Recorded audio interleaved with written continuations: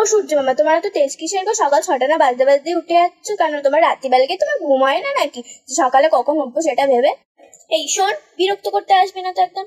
আকাশ আমার জন্য কি সুন্দর একটা কবিতা লিখছি, আমার এই তেজ নিয়ে অমনি এসে নাক গলাতে আরম্ভ করে দিচ্ছি।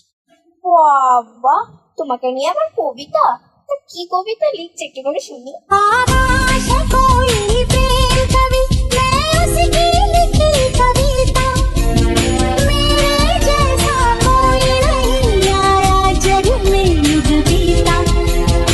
বাহ, কবিতাটা তো বেশ হয়েছে।